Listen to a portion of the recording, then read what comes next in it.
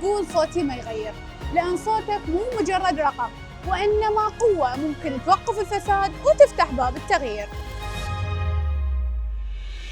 نعم، نحترم رأي المقاطعين، وبنفس الوقت نسأل إذا قاطعنا شنو البديل؟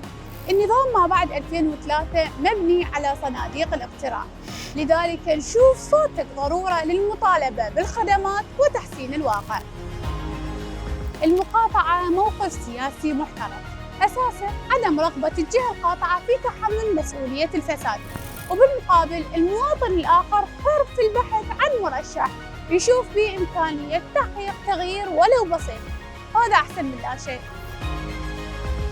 صوتك ممكن يكون الفارق اللي يصنع الأمل ويغير المستقبل. صوت، ساهم وشارك من خلال صندوق الاقتراع.